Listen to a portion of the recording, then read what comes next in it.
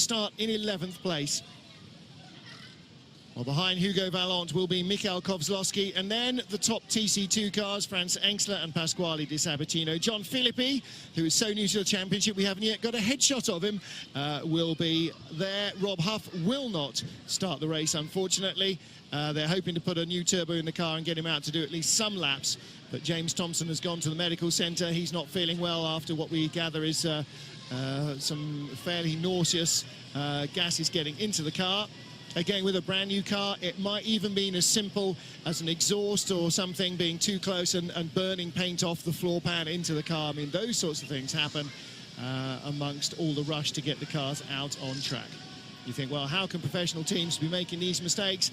Everybody, no matter how professional they are, makes mistakes under pressure, and they have been under real pressure to design, build, test and put on a racetrack these brand new cars since the end of November last year, when they finished racing the old ones in Macau. So Matt Neal, December, January, February, we're in March, we're in April now, so it's been a 4-month run-up for everybody else.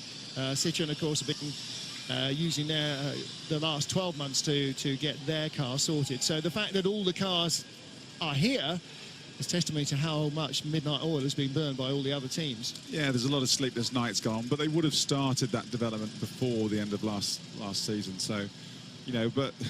Well, Honda definitely. I mean, Chevrolet couldn't until they knew there were going to be customers for the cars. RML couldn't, rather, because they're not running cars. They haven't got a factory team. They had to know they had customers lined up. Well, they're actually... Where Citroën have got the jump on everybody is they actually, with the team, were brave, and they went and started designing and building the cars before the regulations were rubber stamped, and before they even had the go-ahead off the top brass at Citroën. Yeah. So, I mean, you've got to say fair play to them. They took the gamble, and they got the go-ahead, they got the regulations, and it's fitted, the shoe fits, and they're here, and with the dominance they've got. So well, that was a classic skunk works thing, wasn't it? You know, we'll design and build a race car on the quiet, and then we'll present it as a fait accompli and a potential winning thing. And when you've got the car sitting there outside the boardroom, it makes it a lot harder for them to say no about releasing the money. And a 9-times world champion and a 4-times world champion ready to drive it. There you go. There you go. I mean, it was an Argentinian superstar. Ticking all sorts of feel-good boxes. And the Argentine thing, it's a very important growing market, South America, for Citroën. Very important, and especially for this car. This 3-box saloon, the C Elysée, you probably won't have seen on a road yet, but it is for growing markets.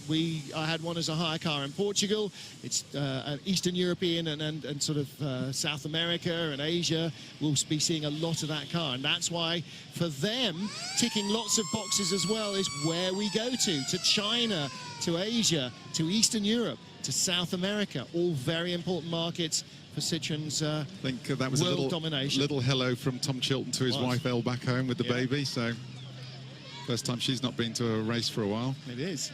Well, she'll be watching from the sofa, and Tom will have a good opportunity again to put himself in the fray. Starts in front of all 3 Citroëns. Just looking back at Chilton's car, you can see the massive vents on the top. You know, if we just pan up onto the side of the bonnet here on the Citroën, massive extraction vents, just trying to, as you mentioned, the heat, under bonnet heat of these things and the turbos. They're just trying to get heat out any way they can, because otherwise that transfers all into the transmission, the engine overheats, but also back through the bulkhead into the driver's cockpit. You know, and we've had in the past, your feet are burning. You're wearing fireproof boots and Nomex and everything, but your feet, it'll burn the paint inside the cockpit, and they're just trying to minimize as much of the can as they possible.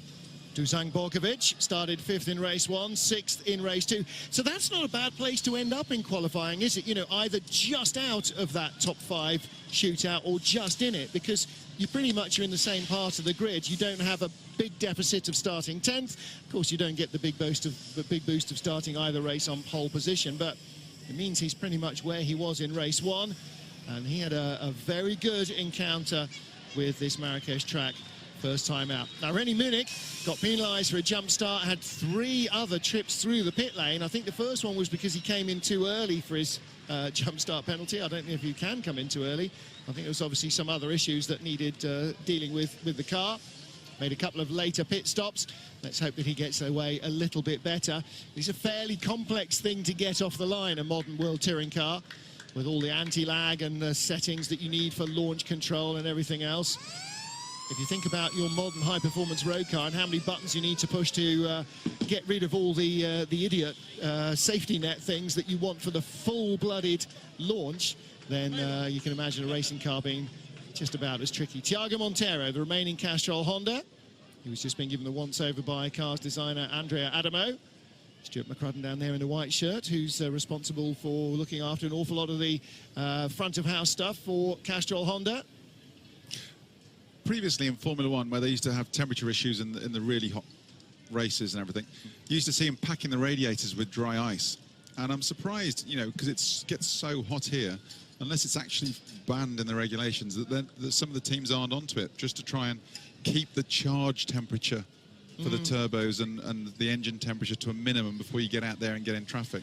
You might almost think that it's time for teams to investigate proper cool suits as well, like they have in endurance racing. But again, I mean, they're very common in North America, where temperatures are usually a little higher ambient than the UK, for instance. So you see Mehdi Benani and Tom Coronel on the front row of the grid, getting ready to go. Grid being cleared. We have lost a number of cars. No Gabriele Tarquini, of course, from the start. No Peter Foulin. We've got no Rob Huff. We've got no Norbert Mikulits, we've got no James Thompson, so there are gaps all the way down our grid, including on the second row.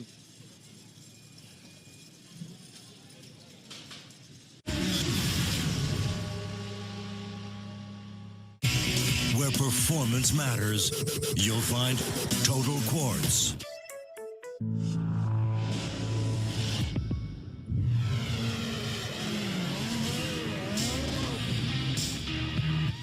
Additives and motor oils made in Germany. Liqui Moly.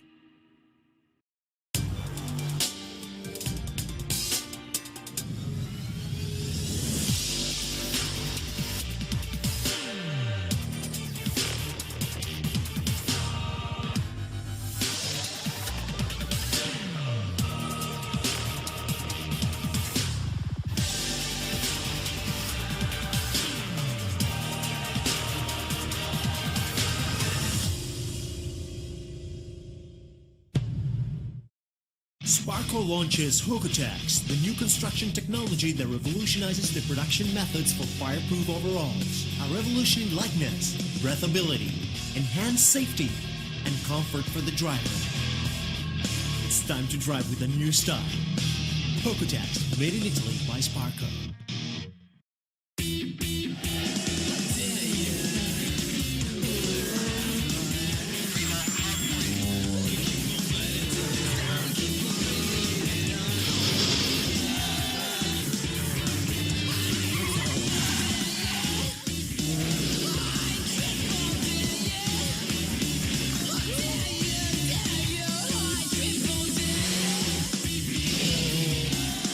Wtcc Kenwood.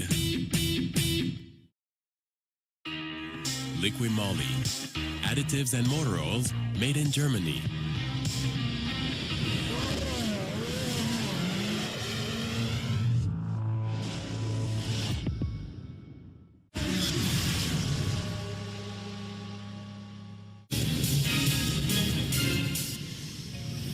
Yokohama, your tire. Floored me with that. Yellow flags and yellow lights waving. Start has been delayed. Maybe they've lost the green flag. And that means, I think, that somebody is out of position, or there is an issue somewhere out on the circuit that we're not aware of. Mirek there with the headset on. MST. MST are coming up with a confirmed grid. Who should and shouldn't be where. That was my suggestion. Often, and even in club racing, when somebody walks onto the grid with a piece of paper, it means that somebody's not in the right position. So did anybody break Parc Fermé? Well, the Citroens are all in the right place. Yeah. Well, that's it. Let's go. No, I'm just looking back. That's about as far as I can see back there. I'm Tomo's sensing missing. it is further back. Well, from 11th on down, everybody should be in position. James Thompson, yeah, then Hugo Vallant. Then behind, it's Kozlowski's on the wrong side of the grid. He should be behind Vallant. No, he is behind Vallant. And behind him should be, well, Foulin. There should be a gap because Foulin's not starting. Engstler's on the wrong side, I think. No, he isn't. He's on the right side. No? Engstler should be behind the gap where Huff and Thompson aren't.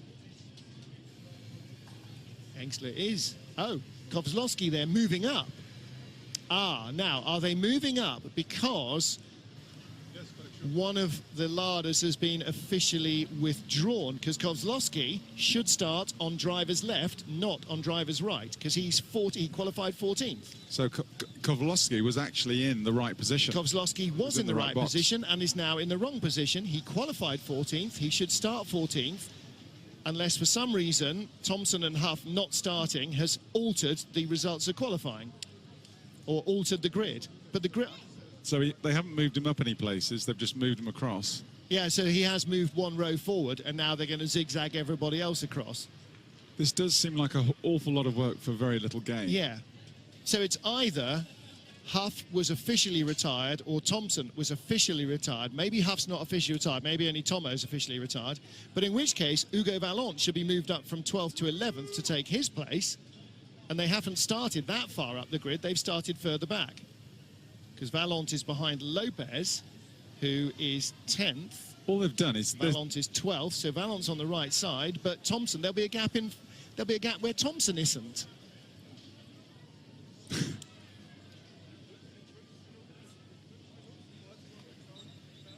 Well, someone's found a rule. Well, there's a lot more sweaty mechanics, marshals rather, than there were 5 minutes ago. Well, it's obviously feeling the heat a bit. Yeah. Just trying to get a bit more cool air in there.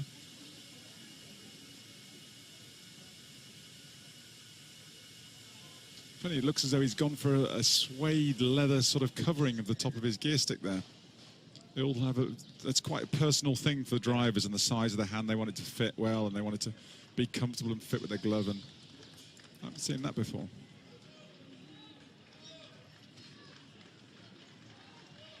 And the big handbrake lever behind. Look at the gear lever here. What's the little bicycle brake for? That's to engage neutral when because it's a 6-speed sequential when you get back to first. So you'll engage neutral, or when you go for reverse, you need the small lever too. And the big handbrake lever. Where did we first see those? In rally cars, of course. Joking apart, when Renault first made their first Wtcc super touring car, it was the French rally team that did the prototype, and when it came across the UK, it had a handbrake in it, because that's the test driver was a rally driver, and he wanted a handbrake. Yep. Well, ideal on a sloping grid, and there are a few. Be all right at the hairpin at Macab, wouldn't it? Yeah, yeah. Low will be in his element. Yeah, yeah. It'll be on the rear wheels as well, so. Yeah, switch it in sideways. Not so good on the tyre wear. Now they'll figure out that they've moved them into the wrong places and start moving them all back again. You watch.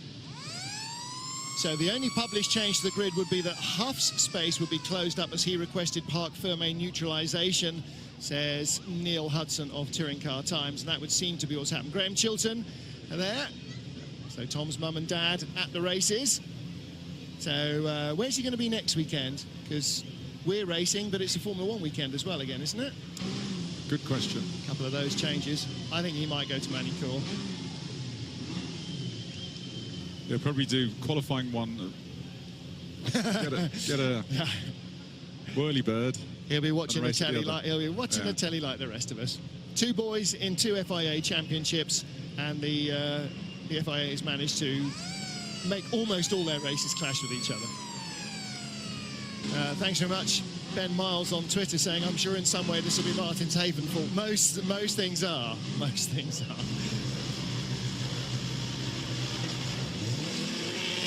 So here we go, green flag. We are on the final formation lap then for round 2 of 24 of the FIA World Touring Car Championship.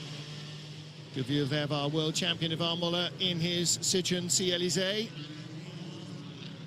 He's not our championship leader though, he's 3rd in points, and he's got just over half the points of Jose Maria Lopez, our leader. Not necessarily a sentence I was expecting to say after the first race of the championship. Well, you never know, Martin, do you? You never know how it's going to unfold.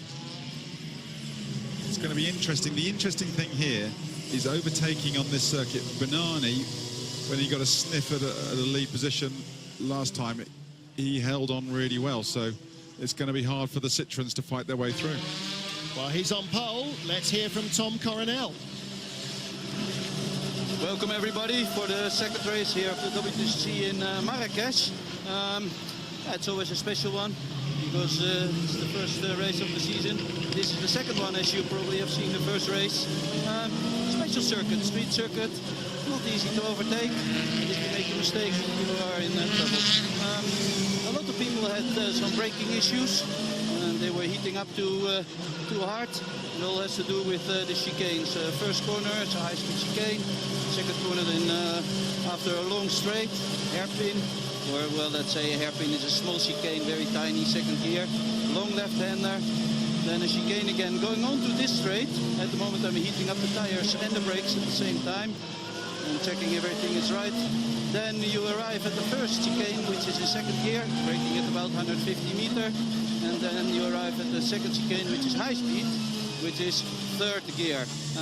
That one I had a soft touch with the wall in the free practice, so I'm not confident, but I have to go now because I have a race to win. I'm amazed how he can just chat away. You've got a lot of, and he's saying he's just warming up the tyres and the brakes there. There's a lot more things to think about. You've got to make sure the clutch is warm enough for your start, the turbo's the right temperature, the engine's running at the right temperature, so fast or slow. Watch where the traffic is behind you. He's chatting away like he's sat on the sofa in the Sunday afternoon. I don't know how he's thinking of all those together. Well, and people might want to know, okay, if there's a problem with the brakes overheating, why is he warming the brakes up? Because they won't work come turn one if you don't get them hot enough. Exactly right. They have to be at a pretty high temperature, around 700-800 degrees, before they'll actually stop the car. However, if they get too hot, then they won't stop the car either. That's where Martin, I mean, they've got a lot of, the pad material that these guys can use is free. So they'll have a lot different derivatives of softer through medium to hard. And they all started on the soft pad this weekend and they've all ended up on the hardest one possible now. So doesn't stop the car so well, but it hopefully tries to last a bit longer, but it's still becoming an issue for them. So cars coming to the grid for race 2 here as the shadows lengthen. It is 25-6 here in Morocco.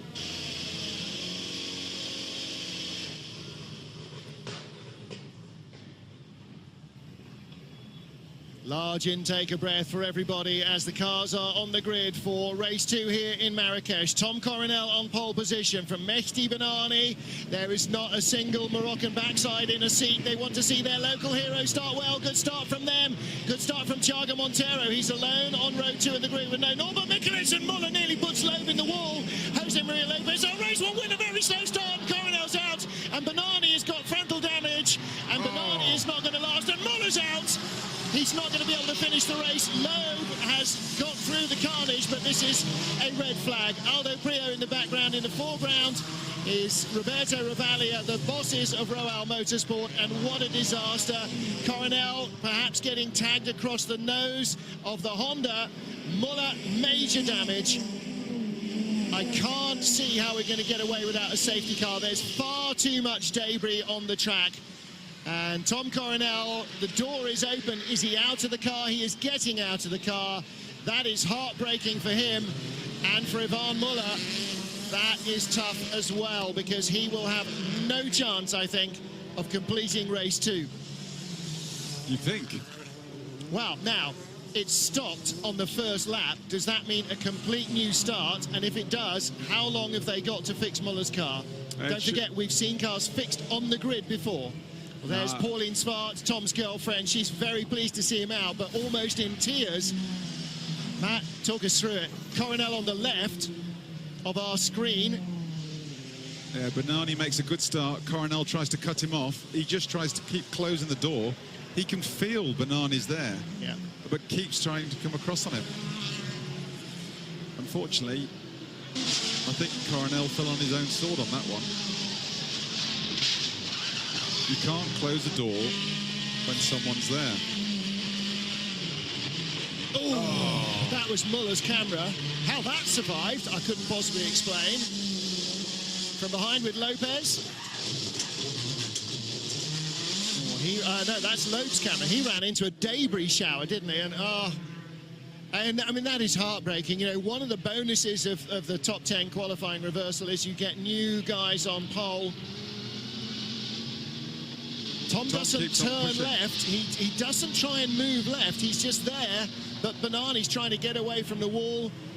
And it's two cars pushing, and one with a tiny overlap is always going to get turned around the nose of the other. That is one Rex Chevrolet. He's going to be lucky to make Paul Ricard with that next week. And there's the other thing. You are absolutely right. He's going to be very lucky to have a car in Paul Ricard, which is 7 days from now, the race. Never mind free practice and the test session on Friday, because it's a brand new circuit for the championship. And Muller. Citroën surely must have a spare car. But he's not going to take part in this race, is he? Race suspended. Yeah. Race suspended. Well, the red flag out means the race has been suspended, which means the cars will form up in the order in which they are on the grid. Mehdi Banani, with not much remaining on his Citroën, he's got no chance of maintaining front running speed. Matt, he'll have no front downforce. The cooling will be ruined because there's nothing to duct the air properly to have gone off. Okay, so we should be ready to go. See if I can see on the start tower. Well, no green flag being held by a marshal yet. Mehdi Banani will lead them line astern. Safety car has not pulled into the pit lane. Lights are still on, so they're doing exactly what I thought Mirek would do, which is tell the teams on their internet, on their interconnection system, tell your drivers about the oil down on the track. Drive them past it, let them see where it is, what kind of a challenge it's going to present to them. Then we should see them released at the end of this lap. Now, the 14-lap race distance has been extended to 16. We can do that, make up 2 racing laps for safety car laps. It's like extending a stage or doubling a stage length if one gets cancelled in rallying. They don't have the ability to do that.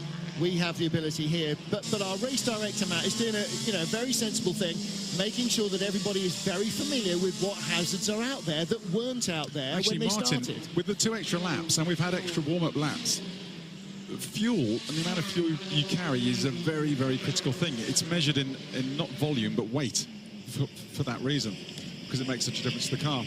And you'll make a calculation for every circuit you go to and every weather condition. It all has a bearing on the amount of fuel you're using, and you'll take it to a minimum. And someone like Citroën might be right on the edge of where they're going to be on fuel. So with all these extra green flag laps and now extra race laps, we could have a situation where they're going to be very, very marginal on fuel, even maybe getting a bit of surge at the end, if not running out in the last lap or so. That'd be fun. Safety car leading the field down. Safety car boards and yellow flags are still out. Again, not something Sebastian Loeb will have experienced very many times. Of course, though, this is not his first ever race weekend. He raced last year in Porsche Super Cup and French GT. He's raced at Le Mans. He has raced cars before, so it's not like he's never done it. Not like Mehdi Banani sitting on a World Rally stage start for the first time, that's for sure. So here we go. Safety car will pull off. The lights have gone out, and we are getting ready to get this race back underway. Lots of marshals thinking they'd like a £5 club hammer, by the way.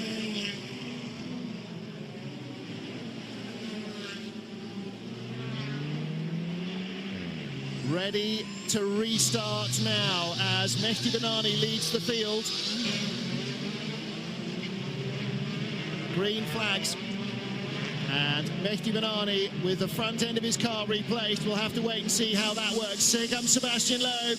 Through the carnage, he came to third at the restart, already by Thiago Monteiro. One corner in and he's back up to second place, where he finished in race 1. Ooh. Oh, and in the background, that is René Munich, who's gone off. Contact, left front puncture, left front damage perhaps of some kind, and the bumper's come off the back of Banani's car. Loeb managed to swerve around it. That's one of his James Bond tricks, wasn't it? There's his instincts, yeah, okay. Oil is the next trick. Now it's the tin tacks and the bulletproof windscreen and the oil pouring out the back. Oh, Banani squirming under braking. And it's an old... I'm trying to understand the message from Ben. Is it an old style front bumper he's got? It doesn't look like it's got the massive drinks tray on the front that is the new splitter. Ah, he's got a Castrol Honda one. That's what I wasn't understanding. Okay, so, all right, well, it blends in very nicely since his car is red, white and green anyway. But yes, it is identical to Thiago Monteiro, so it is a one that fits the car. But look at this, Sebastian Loeb, first lap away from the restart, challenging for the lead. The speed of that Citroen in a straight line, and it's not because he's in a slipstream, that is just monstrous. The thing picks up off the corners so well, is what the others are saying. And Citroen have clearly really got traction sorted. This is all about traction out of the chicanes. Banani's hanging on. He's going to have an awful long race on his hands here. Well, he's led under pressure. Remember in Russia, he held off Ivan Muller for lap after lap. But he has had a lot of pressure to deal with. Drive-through penalty for car 25, Mehdi Banani, causing a collision. What? Well, clearly somebody has had a word. But they can't have heard his evidence. They've just got a great race on their hands. Well, you can already hear the catcalls and the boos from the crowd.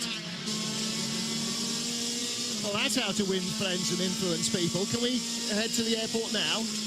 He's certainly going in mufti anyway. Sebastian Loeb pulls out to the slipstream, passes Mehdi Banani for the lead of the race. All immaterial. He was the de facto leader anyway. Banani handed a drive-through penalty. It says for causing a collision. Well. So is that to the first start or the... Must be. Well, can't be for the second start because he was in front. So that is the incident with Tom Coronel. They have come to the conclusion it was Banani's fault. Why don't they look at that after the race? Here comes Lopez. Jose Maria Lopez and Hugo Valente goes by Thiago Monteiro. They both jump the chicane. Valente gives the place back. Wise boy. Battle for third. Monteiro still in third spot. Hugo Valente in fourth. Jose Maria Lopez in fifth place from seventh on the grid, don't forget. So he is seared by Dusan Borkovic, and Tom Chilton's also got by the Serbian driver. No damage done to either car. Little adjustment of the shades. There is Chilton, the black car, and Borkovic, the red, white and blue of Serbia behind him. In the background, Reni Munika's in. Mehdi Banani comes through for his drive-through. Home races are never good omens for drivers. They just aren't. Ask Tom Coronel about the only race we ever had in the Netherlands. Mehdi Banani, apart from his first ever appearance here, has had nothing but misfortune. And I do find it hard that he's been penalised with a drive-through here. Sure, he was involved, but... Oh, Lopez is coming, Valente is coming. Lopez is going to try and thread his way through here. Monteiro holds on. Valente, the door was open for Lopez on the inside. The Argentine goes through. You see Monteiro was on the dirty side of the track there, the dirt spitting up off his front tyres there. He's going to have to clean those up. He's got no chance of cleaning them at the moment. Lopez is breathing his exhaust fumes in and is pulling out of the slipstream. Thiago is on the dirty side. He's defending on the inside, but effectively that gives Lopez the clean line as he just accelerates right by. He's pulled 3 car lengths in one straight. Well, they've got great traction off the corners. We heard that Thiago's car was spinning its wheels out of the hairpin in qualifying. No, Martin, that's just pure grunt. There you go. That is just unbelievable. Well, Jose Maria Lopez now into second place. It is a Citroen 1-2. Come on. Lap 7 of 16. We got half the race to go. Okay, now, what's going to happen when Lopez catches up to Loeb then? Monteiro cuts right back in behind. Lopez just carries on by. Now, it's a real shame that we've got radios in modern motorsport, because in the old days, you'd see the Ferrari mechanics holding out a board that said slow or fuel or something, which would be the Fernando is quicker than you, do you understand message? That's Borkovic. The car is ground to a complete halt, and he is bailing out.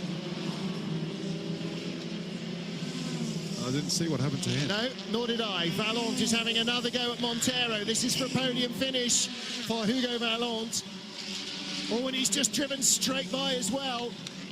The Honda is struggling in a straight line. The Honda is, well, whether he's got a bit of aero on the front, but I mean, it's just woefully slow in a straight line in the morning, at the moment. Chilton will be next to line him up. And Chilton is closing hand over fist, isn't he? There's Dusan Borkovic. Well, what a shame for him that the car has packed up on him. At least it's not too long of a hot walk back, but I'm sure he'd rather have had a hot drive back. Safety car is out, and that's not a surprise. That is going to give us an 8-lap battle for victory between Citroën teammates. Montero is running out of brakes. It's where Tarquini outbraked himself in FP1. He's not got straight line speed, and he still can't get it slowed down. Borkovic's car is smoking. Huff's has got a new turbo. Huffy smells a podium. he's back out. Oh, I'm waiting for that to pop up as a Twitter comment. Safety car is out. And Huff will be the first man to be picked up. Is he going to get the wave by? No, he's not. There's Tom and Pauline.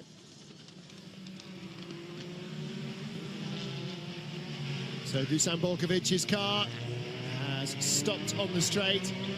And that's a real shame as well for the Campos Martin, Racing that could driver. be brake related, where the smoke's coming from. That could have been brake related. But if it was brake related, he'd have driven it to a place of safety, not stopped halfway down the pit wall. Potentially. All right, you know you're not going to be able to slow from speed, but you'll creep along and just pull into the pit lane exit or something. We could actually have a pretty good scrap for the final podium place here. Well, one. You pop down and have a word with Yves Maton about humanity and what it brings to the championship while I commentate, and let's see if that works. I'll go and hold out some of the Citroën pit boards. How about that?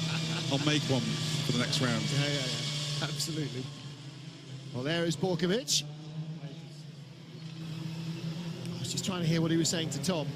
His English is great. I tell you, his English is very, very good, and I don't even know if I could say hello in Serbian. I'm sure I couldn't.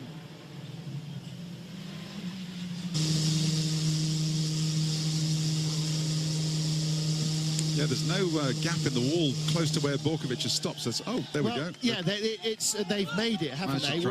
That's where the trolleys go on and off from the grid. So actually, he's possibly stopped in about as good a place as he can, because if he was in the pit lane exit, I thought he'd missed it. More of a drag back. Well, let's get down and hear from Dusan Borkovic, find out exactly what happened to the Chevy. I'm here with Dusan Borkovic. Dusan, what has happened? I don't know. I had a fire, the big smoke in my car. I didn't have any alarm, nothing. It was only the temperature of the water was 85 degrees, so everything was perfect. On the last corner, it was all smoke. So I stopped because I didn't want to fire the car. Bad luck, Dusan. Yeah, I will have the more luck next race. We have 11 more races. I showed the potential for the first event, so I hope maybe even better results for the next season, for the next races. Always smiling. We love you. I love you. Hey, all right. Steady on now. Steady on. Your girlfriend's watching. So safety car is about to come in, which will give us 8 laps. A head-to-head between Sebastian Loeb and Jose Maria Lopez, our championship leader. So Loeb will pace them to the field. Said behind the safety car, you're not supposed to do more than 80 kilometers an hour. Anyway, he's off, and Lopez is going with him, but Loeb has already got a big jump. The race is underway. Green flags. Sebastian Loeb leads across the line. Jose Maria Lopez in second. Hugo Valente with Thiago Montero behind, and Tom Chilton in 5th position. And Loeb really ran away at the start. Now, normally you try and back up the field. He, however, decided that going faster would be a better idea, and I'm not sure I entirely disagree with him. And by the way, Mehdi Benani, after the drive-through, 8th place at the moment, so in the points. Yeah, I don't think Loeb's concerned about the rest of the field. The guy he's concerned about is sat there right behind him, so it was, if he could make a break, catch an extra yard on Lopez, because he's going to need everyone he can get.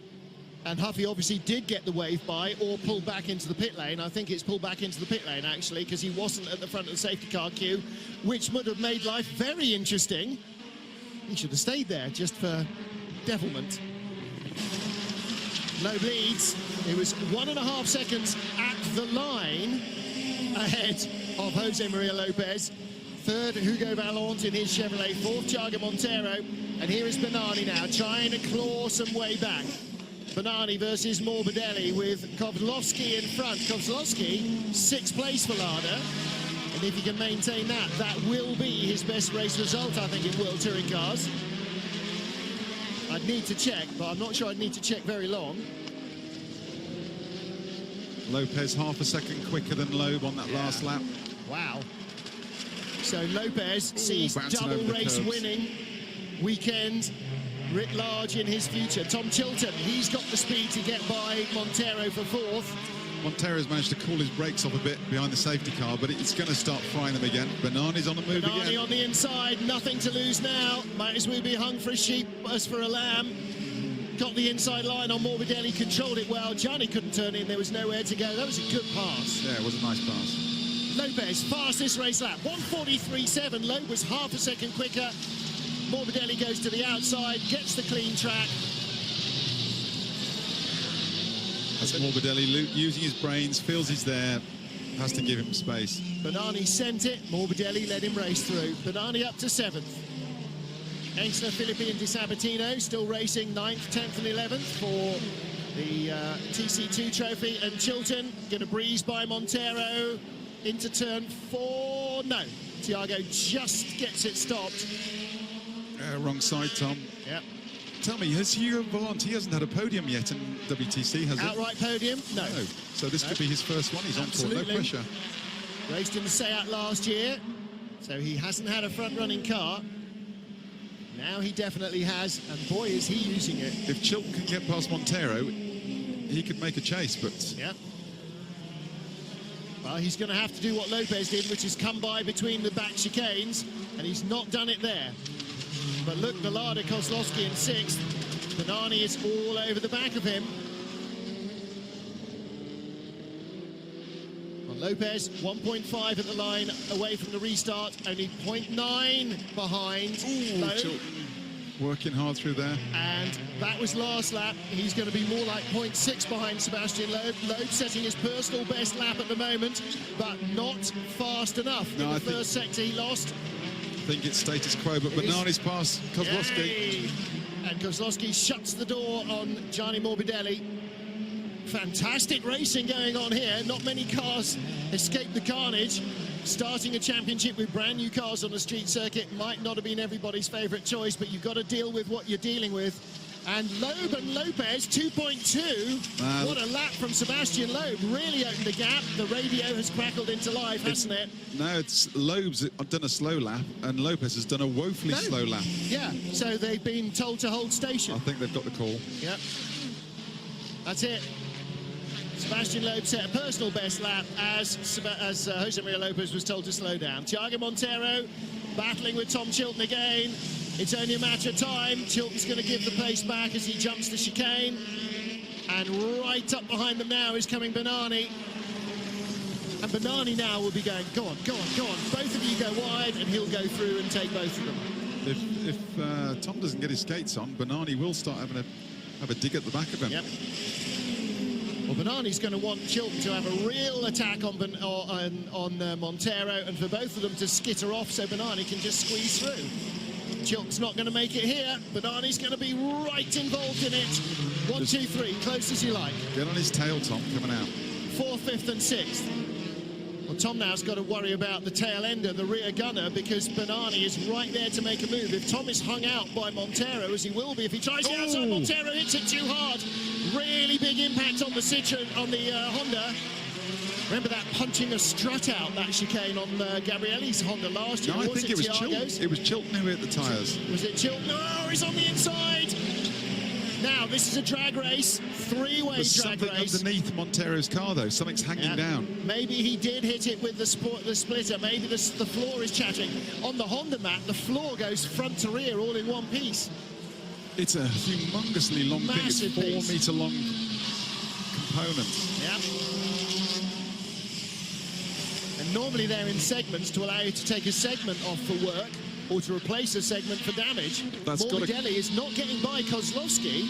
Nothing wrong with the Russian and his Lada, who's got a Grand Prix driver in a Chevy, and there are bits flying off somebody's car. Is it Chilton's? Yeah, look, his splitter's dropping, and bits of his car are being thrown up into the draft behind, and Banani is looking on the inside, and he's got Chilton, and Chilton is losing front end. That's the reaction in Mehdi Banani in the Pro Team garage.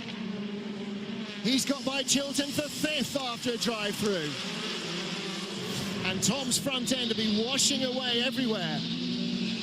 Yeah, he's lost the braking capability of the car. Now he's lost that front end. Well, there's contrasting fortunes in the Roal team. Tom Chilton's mum and dad watching. And in the Pro Team, Banani's followers and friends and family. Banani now all over Montero, and of the two, I know who's got the quicker Honda at the moment, and his dander up. He's flashing the headlights. Come on, ex-Grand Prix driver, get out of my way. I'm a man on a mission. Losing track of the number of laps. This is lap 13 of 16, so 3 after this. That's enough for Banani, surely, but he's not going to catch Hugo Valence. They're 7 seconds behind the podium.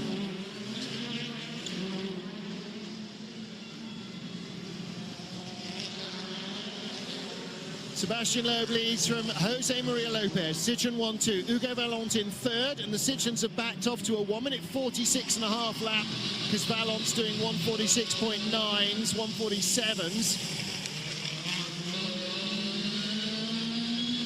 But the battle and all the interest from the crowd. Smoke from Montero's car. Oh, is that a tyre gone? Is that a brake has gone or a tyre has gone? Banani's up to 4th. Live commentary on somebody's phone. Or is it a wheel bearing? It's not a tyre. Something smoking heavily on the right front corner. Well, he struggled under braking and Banani hasn't. Something let go, didn't it? Lots of smoke. Well, was that a bearing maybe?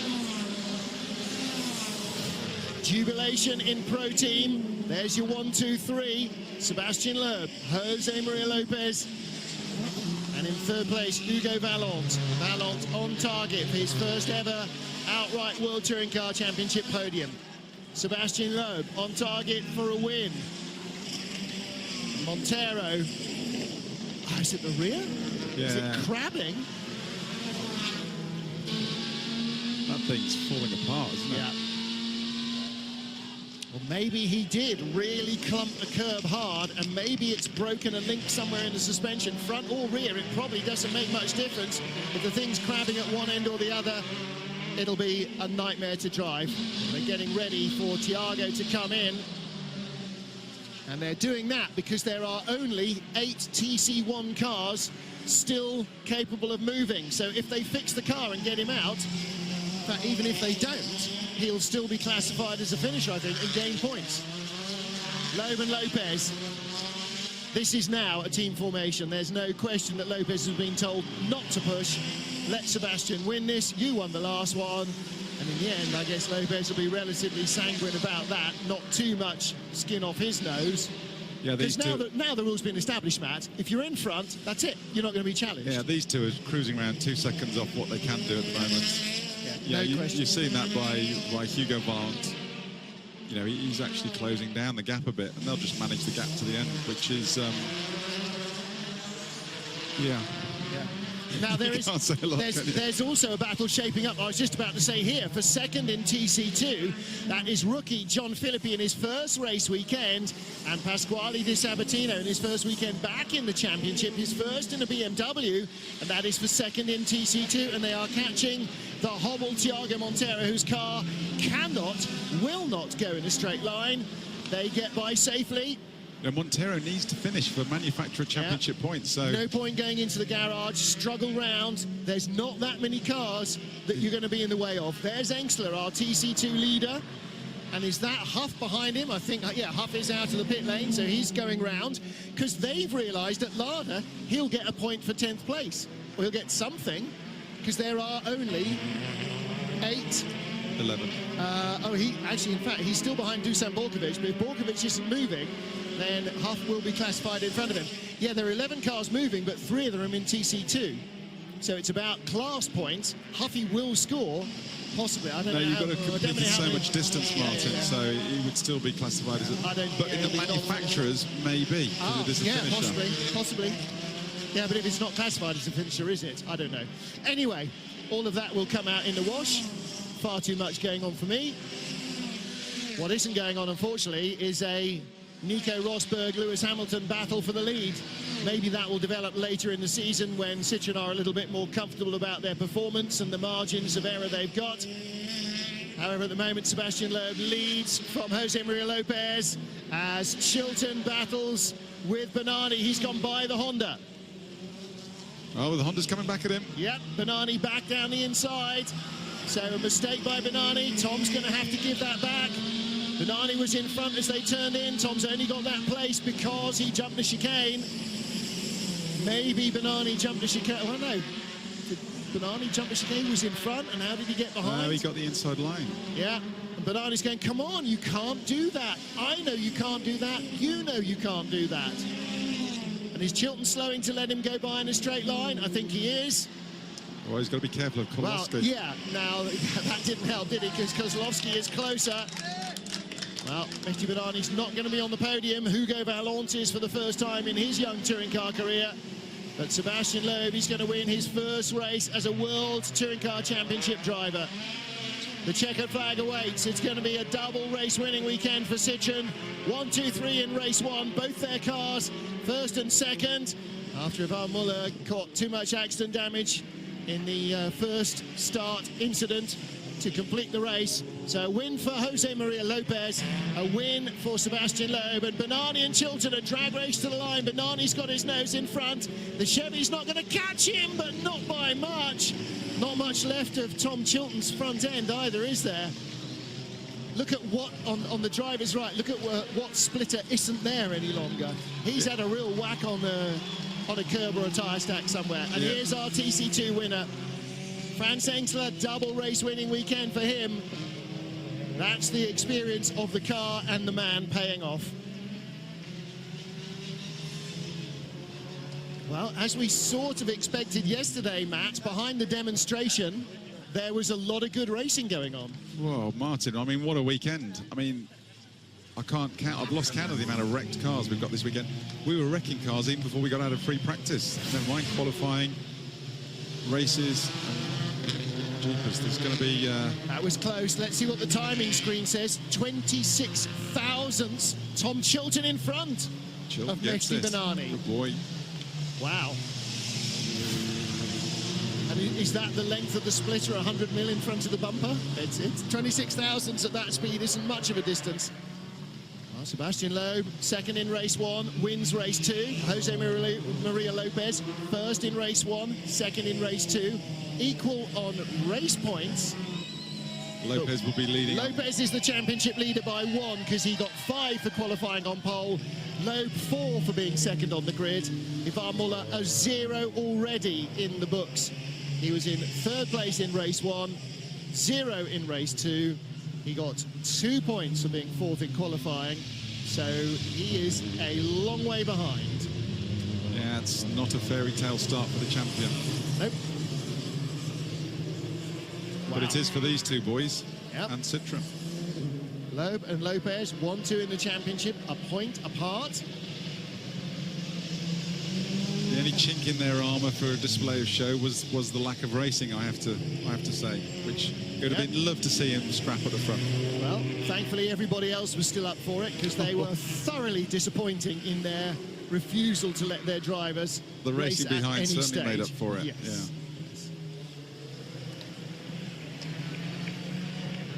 Oh, I'm being taught Serbian on Twitter at the moment.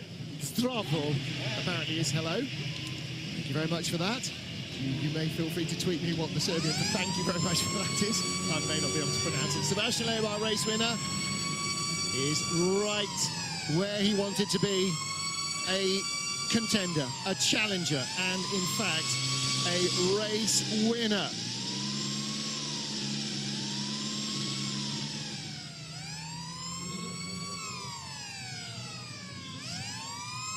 Jose Maria Lopez in 2nd place. And Hugo Vallant on the podium in third. But Sébastien Loeb wins in World Touring Cars.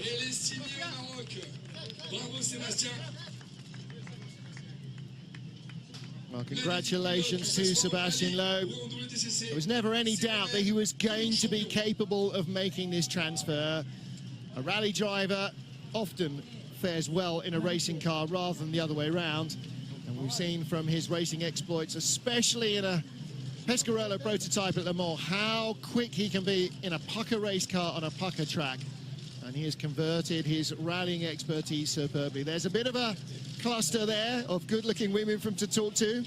Alex is there in the background, and French TV have got a former Miss France in their pit lane. You can see they're waiting to have a chat with Sébastien Loeb.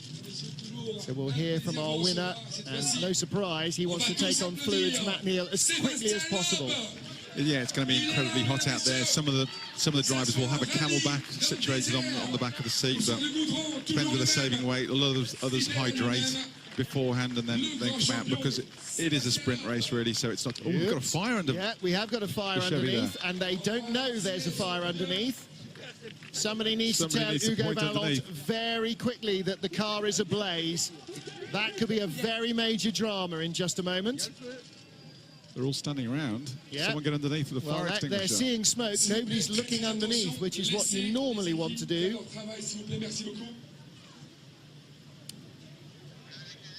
Meanwhile, let's hear from our race winner. Alex is with Sébastien Loeb. Well, using his spider powers, as always, getting past the drama at the very, very start. Sébastien Loeb, race 2 winner. Congratulations, just what you wanted. More than I expected, especially to win the race 2, starting 9 on the grid. I didn't expect that, but it was a massive crash on the first start, and we tried to avoid. We were a bit lucky to pass through it, so we were third on the grid in the second start, and so it was okay, good start, and I pushed hard to try to overtake, and it was okay. So a first victory in the first race is incredible. 9 times world rally champion. You come to World Touring Car Championship and you win the second race. How does it actually feel? It's great, for sure. I didn't expect so much. For sure, we have a very good car, and I have to congratulate all the team, because the car is incredible. It's very well balanced. Everything is very good on the car, so I feel well in the car, and for sure it's an amazing moment. 1, 2, 3 for Citroën, then 1, 2. It's a good position to be for the team as well. I think you couldn't have better, no? So we didn't expect so much. So I'm really happy for them, because I know they made a great job. They worked very hard in the night in the last week, so very happy for the team. And you took the cars home safely, which is good, puts you in good stead for next weekend at Paul Ricard. You're looking forward to being on home ground? Yeah, sure. I was looking forward to be here before, but now to go in France will be an important moment for me. Paul Ricard is a track that I like. I was performant here in the town circuit, but maybe it's a bit closer from Morales. I hope I will be also fast in Paul Ricard. I have no doubt. Well done, Sebastian. Thank you. Well, being as humble as we come to expect him in victory, he said, I didn't expect to be in a position to win a race in the first race weekend. Well, certainly Citroën have done their homework well, and they race strongly as well. Sébastien Loeb controlling the speed of his car to get past Mehdi Benani in the restarted race, and able to control the pace of the race. Jose Maria Lopez, clearly, both of them were told to slow down a little and to preserve the machinery. It's a very valid point that Alex brought up. 2 of their 3 cars in pristine condition before we go to Magny-Cours, to Paul Ricard, so they can concentrate on what looked like fairly significant damage to Ivan Muller's car to get it fixed. And I wouldn't be at all surprised to find that there might be a spare shell already somewhere at Citroën's base just outside Paris. So Matt Neal, they have got perhaps a little less to worry about than some of the other teams. Yeah, I think Muller's is probably more of a flesh wound, but you know, something terminal enough to put him out the race. So they'll just take the front end off, bolt a new one on. But Citroën are the only team in the pit lane who hasn't got major damage this weekend. You know, there's some of the teams and the cars that are wrecked. You know, you've got the Castrol Hondas, the Rao Chevys, you know, with major major issue now to try and get cars turned around for the next one. So look at the championship. Loeb and Lopez just a point apart. Tom Chilton third, Hugo Vallant fourth, Ivan Muller fifth, 30 points back. Mehdi Benani sixth, Dusan Borkovic, the rookie, 7th place in the championship. What a lineup of drivers we've got. What a bizarre championship points table that we have. Franz Hengstler, 11th overall and leading the TC2 category. But with a point behind between our front runners in the championship and Ivan Muller, the experienced World Touring Car driver, the 4-time champion, 31 points back. Muller is now going to have to spend the remaining 11 race weekends beating his teammates every single time they're on track. That is a massive margin to make up in 3 cars that are likely to be able to finish 1, 2, 3 in every race. Well, Citroën may not have provided much of the drama of this weekend, but boy, there was plenty of it. And there was lots of racing as well. Maybe not at the front, but that didn't exclude everybody else from having a very good set too. And congratulations to Hugo Vallant, who gets himself on the podium for the first time in his touring car career. Fantastic job by the Citroën team. They provided very quick cars and very quick drivers. Now, if they can relax into the championship a little, we'll be very, very pleased indeed. So, dark clouds behind us again, but it's been a bright and sunny afternoon, and hopefully it'll turn into a pleasant evening here in Marrakech. 3rd place, first time on the World Touring Car podium for Hugo Vallant. Our race 1 winner, Jose Maria Lopez, takes 2nd place in race 2.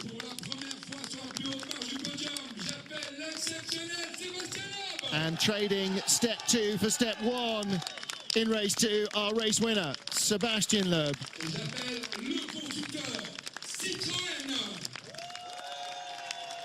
Well, it was Frédéric Bonzet, the managing director of Citroën, who was on the podium with them in race 1.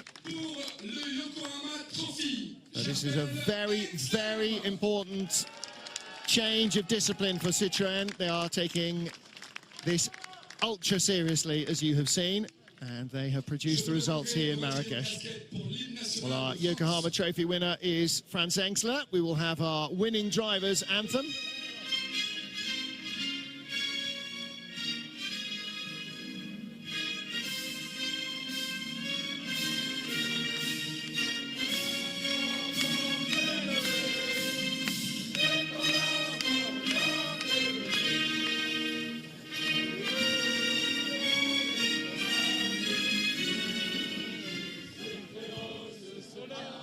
Carry on singing, lads, because it is the same anthem for our winning constructor, Citroën.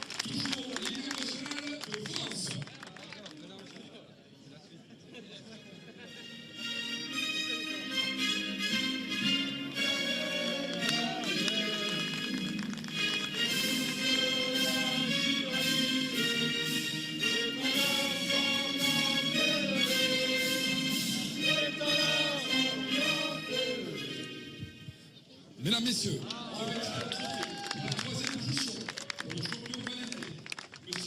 so our race winner, our podium finishers, enjoying the late afternoon sunshine here.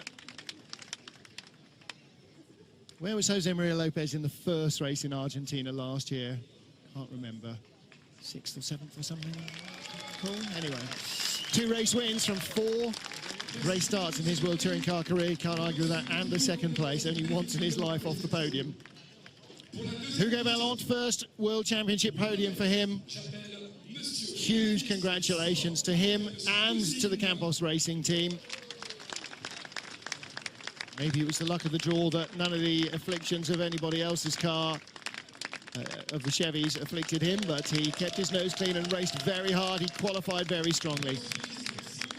Pechito, our championship leader, Jose Maria Lopez, in 2nd place. Kisses the trophy. Got a lot of hand baggage, but he won't be going home to Argentina anytime yet.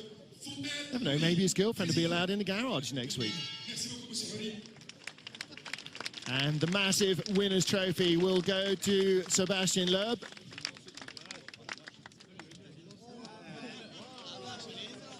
All sorts of Citroën and Sebastian Loeb racing team members down in the admiring crowd. And he's not going to make the mistake of trying to pick that up either, is he?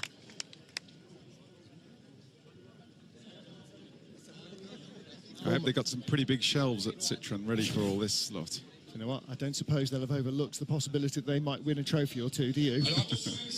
They haven't overlooked anything else. I'm sure they will.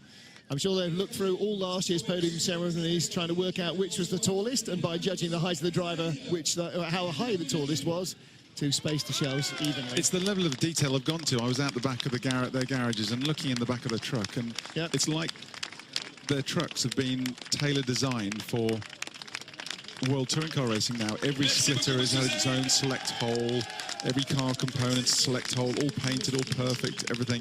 You walk in there, it's absolutely... It's the way Audi came sports car racing to Le Mans, the way they upped their game, the way that Porsche had done in the 80s, the way that then Peugeot did. But it's that no detail left uninvestigated approach that Audi have really almost copyrighted, that Citroën have brought to this program. Not to say that anybody else leaves stones unturned, but they just have spent more money on it and have looked for an even greater standard of excellence. And for a new team, they have really pulled out all the stops and really produced the goods. And it's only accident damage that Yves could do nothing about that has prevented 2 1 2 3 finishes here.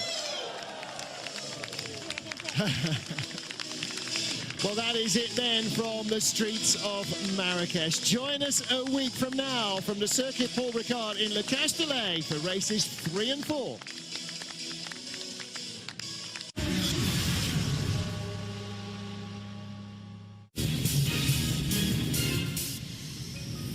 Yokohama, your tire. The FIA Wtcc is delivered by DHL. Where performance matters, you'll find Total Quartz.